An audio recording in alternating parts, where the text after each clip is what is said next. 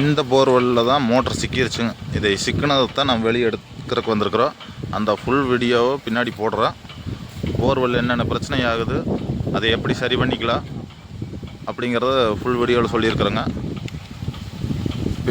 பின்னாடி பாருங்கள், ஃபோனை லேண்ட்ஸ்கேப்பில் வச்சு பாருங்கள், அப்போ தான் பார்க்குறக்கு நல்லாயிருக்கு. பாருங்கள், எல்லா பக்கம் நெல் அறுத்து அந்த வைக்குள்ளே பூரா காட்டுக்குள்ளே போட்டிருக்கிறாங்க. பூரா மழை வேச்சு நனைஞ்சிட்டு கிடக்குது. ஒரு வயலில் அறுக்காமல் வச்சுருக்காங்க. அதுக்கு மிஷின் வந்து ரெடியில் நிற்கிது. வைக்கப்பில் பாருங்கள், எல்லாம் ரோல் பண்ணி போட்டிருக்காங்க. இல்லை வெட்டியெல்லாம் நனைஞ்சிட்டு கிடக்குது. கரெக்டாக அறுத்து முடிச்சே மழை வந்துருச்சு. சரி, அது இயற்கை, அது ஒன்றும் நாம் பண்ண முடியாது. போர்வெல்லில் வர்ற பிரச்சனை நம்ம அதை தடுக்கக்கூடியது தான். அதை பற்றி தெரிஞ்சிட்டோம்னா அதை பற்றி தடுத்துடலாம். அதுக்கு வேண்டி தான் இந்த விழிப்புணர்வுக்காக இந்த வீடியோ எல்லாமே. சரி, முதல்ல போர் போடுறவங்க என்ன தெரிஞ்சுக்கணுங்கிற சொல்கிறேங்க.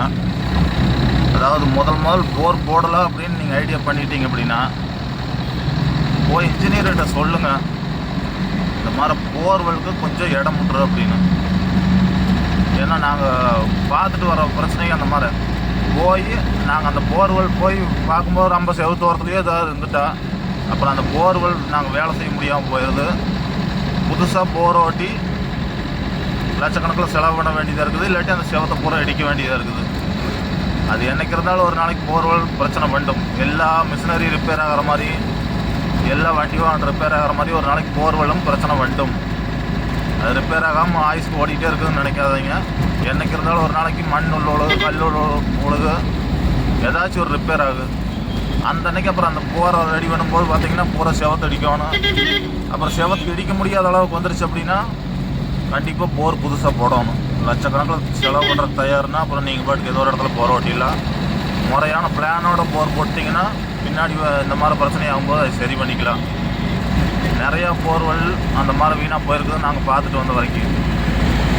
கோயம்புத்தூர் டவுனுக்குள்ள நிறையா போர் பார்த்திங்கன்னா இல்லை வச்சு போரை ஓட்டிக்கிட்டு அப்புறம் பில்டிங் கட்டி எல்லாம் போட்டு மூடிடுறாங்க.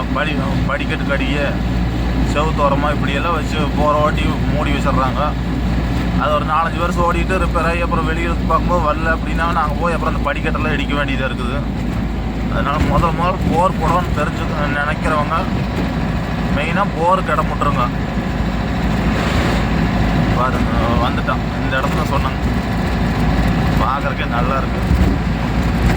இல்லை அறுவடை முடிச்சதுனால அந்த பசுமை இல்லாமல் இருக்குது.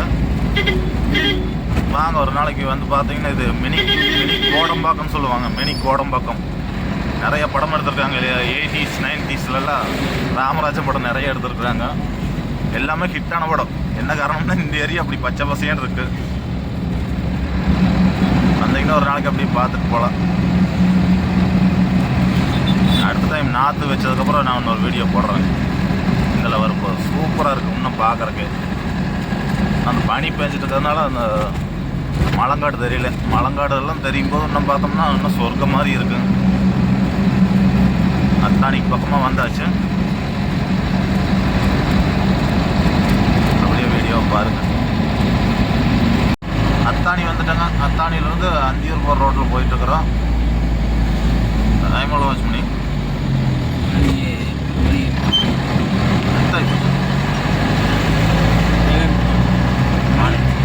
7:45 ஆச்சு.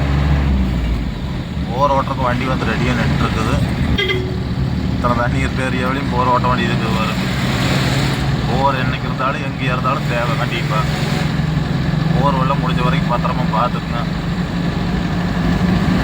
வீட்டுக்குள்ளே போர் போடுறவங்க போர் ஓட்டி அப்புறம் அந்த மூடி போட்டு மூடியாச்சுன்னா அப்புறம் போரை திரும்பியே பார்க்குறதில்ல. அதை உள்ளே போய் எலி போட்டு வங்கு பறைச்சி மண்ணை போகிற உள்ள தள்ளி வச்சுருக்குது. இல்லாட்டி ஒயரு கவுத்தெல்லாம் கடிச்சு உள்ள விட்டுருது. முடிஞ்ச வரைக்கும் எங்கள் வீடியோவெல்லாம் ஒவ்வொன்றா பார்த்து போர்வெல் என்ன பிரச்சனை வருதுங்கிறது தெரிஞ்சுக்குங்க. பச்சை பசையான இருக்கிற ஏரியா. இங்கேயே போர் ஓட்ட வேண்டியதாக இருக்குது. அப்புறம் நம்ம பக்கமெல்லாம் சொல்ல வேணும். எப்படி இருந்தாலும் மழை இழுத்தாச்சுன்னா அப்புறம் தண்ணி பூரா கீழே போகிறக்க ஆரம்பிச்சிடும். ஒரு பக்கமும் வந்துட்டோங்க. போய் வேலை எப்படி ஆகுது என்னங்கிறத பார்க்கலாம். கிணத்துக்குள்ளே பாக்கு மரம் வச்சுருக்காங்க. இந்த போர் தான் மோட்டர் மேலே வர மாட்டேங்குது, தண்ணி ரொம்ப ஸ்லோவாக ஓடுதுன்னு அவங்கள செயின் பிளாக் வச்சு இழுத்து பார்த்துருக்காங்க. அப்புறம் வராமல் அப்புறம் எங்களை கூப்பிட்ருக்காங்க. இது பார்த்திங்கன்னா அந்த மாஸ்டர் வண்டி கிட்ட வராது, வெள்ளாம் காடு. அதனால அப்புறம் இந்த வண்டி எடுத்துகிட்டு வந்திருக்காங்க. வெள்ளாம் காடாக இருந்துச்சுன்னா அப்புறம் அந்த வண்டி வராது. அதனால தான் இந்த 2 வண்டியுமே இருக்குதுங்க. சரி பாருங்கள், இது ஜாமானமெல்லாம் அங்கேருந்து தூக்கிட்டு வந்து செட் பண்ணணும். செட் பண்ணிவிட்டு வேலையை ஆரம்பிச்சிருவோம்.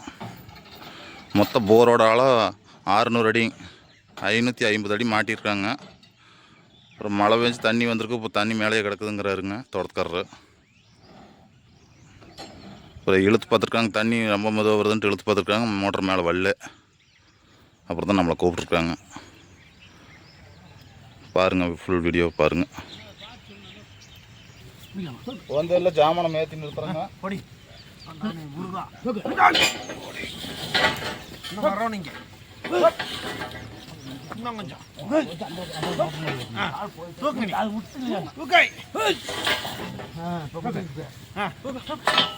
இந்த வரணும்.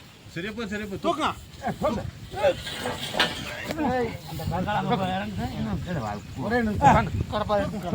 கடப்பார வேண்டாம், தூக்கு. நீங்க வந்து தூக்கி குடியா? நான் இதை இங்கே இது அமைச்சு பிடிச்சிருக்கேன். தூக்கி பிடிச்சிருக்கேன். தூக்கு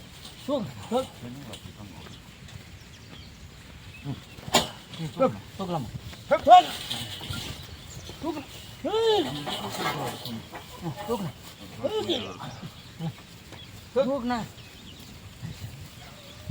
தினால தள்ளி ஊற்றி போட்டு அங்கே முன்னால் வந்து ஹெல்ப் பண்ணி போட்டோம். தூக்கிட்டு இருந்தாலும் சரி, குறைச்சி புடிச்சு தள்ளிட்டு சிரிச்சிட்டே என்ன எப்படி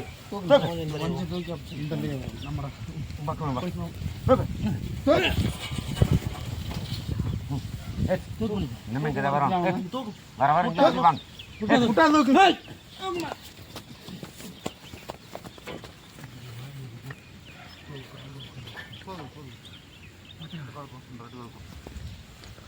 ஜாமானமெல்லாம் செட் பண்ணியாச்சு.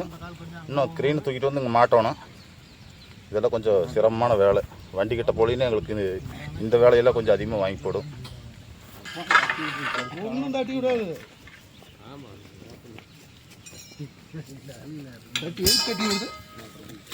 மூர்த்தி என்ன சொன்ன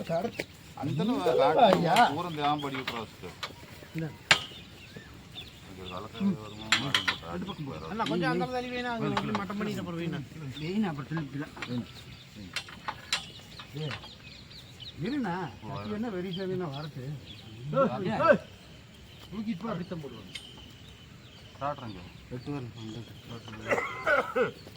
லைன் இதில் கொடுத்துருவாங்க. மாறுற மாதிரி எங்களுக்கு கரண்ட் வேணும். அது இப்போ கல் வச்சு ஆமாம். ஆனால் இந்த கால் போய் எடு கேரியர் போட்டால் கரண்ட் வரும். எந்த காலம் அதுக்கு லுட்டி இருந்தாலும் எடு. ஏன்னா கேபிள் வந்துட்டு இருக்குது மேலே இன்னும் வந்துட்டு இருக்குது. கிளாம் போட்டு நான் தூக்கி பார்க்கல. ஃபஸ்ட்டு மடிச்சு கடிச்சுக்கு கட்டி விட்டுருப்பாங்க. அதுக்கு போய் துண்டாயிரம் இதெல்லாம் எடுத்து நட போல ஓட போய் லைன் கொடுத்துட்டு வாங்க. புள்ளி எடுத்து போட்டு அதை போட்டு சுற்றி கிளாம் போட்டு கரெக்ட்னா ஏறடா ஏங்கிற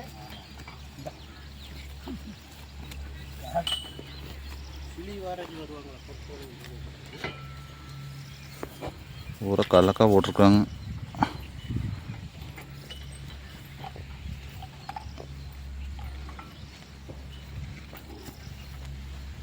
ஒரு பைப்பை மாட்டி கீழே இறங்குதான்னு விட்டு பார்த்துங்க. கீழேயும் இறங்கலை, அப்படியே பிடிச்சி நிற்கிது.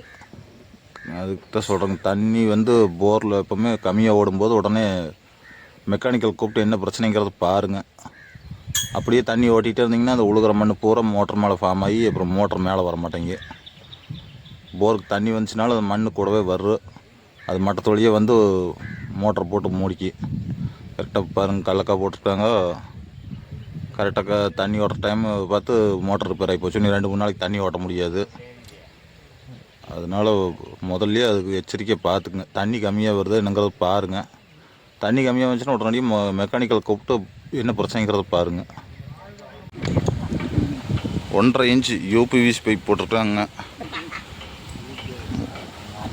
நாங்கள் இந்த மோட்டர் ரிலீஸ் பண்ணி மேலே வந்துட்டுருக்குது. அதை எல்லாம் ரிலீஸ் பண்ண வீடியோவில் போடலைங்க. அதை அப்புறம் யூடியூப்பில் பார்த்துட்டு அதை இதையுமே எச்சா போட்டு இழுத்து பைப் அத்து போடுறாங்க.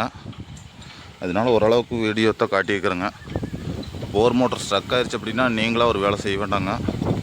அதுக்குன்னு உண்டான அனுபவமான ஆட்களை வச்சு வேலை செய்யுங்க. இவங்க பாருங்க தண்ணி வரல அப்படின்னு மோட்டர் இழுக்கிற மெக்கானிக் இழுத்து பார்த்துட்டு கம்மன் விட்டாங்க. அதுக்கு மேலே போட்டு அது இதே அகலம் பண்ணல. அதனால் வந்து எடுக்கும்போது எந்த டேமேஜும் இல்லாமல் அதுக்கடி வருது. அப்புறம் போட்டு அதே இதையும் நம்ம இழுக்கும்போது அப்புறம் பைப் கட் ஆகு, கேபிள் கட் ஆகு. முறையாக வேலை செஞ்சு எடுத்துட்டோம்னா முடிஞ்ச அளவுக்கு எடுத்துக்கலாங்க.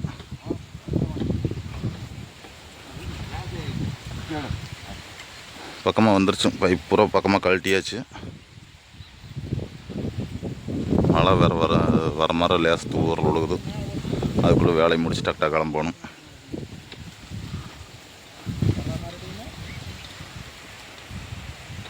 ஏமணிப்பா எத்தனை வந்துருக்குது? 22 வந்து. இன்னும் எத்தனை வரணும்? 4 வரும். 27. போரோட ஆளோ 6 மாட்டிக்கு 550. மாடிக்கு 550. ஆமாம். இந்த போர்வெல்லில் தண்ணி ஓடி 2-3 நாளைக்கு எச்சாவாச்சு. ஸ்லோவாக தண்ணி ஓடிட்டு இருந்துருக்குது. அதனால் கழட்டி பார்த்துருக்காங்க. மோட்டர் வெல்லிங்கிற போது அப்புறம் எங்களை கூப்பிட்டு விட்டாங்க. இந்த மாதிரி தண்ணி கம்மியாக ஓடுது அப்படின்னாவே மோட்டரில் ஏதாச்சும் கல் மண் அடைச்சிருக்கலாம். அதுவும் ஒரு சான்ஸுங்க. இந்த போர்வெல்லில் மோட்டர் மேலே வருதுங்க.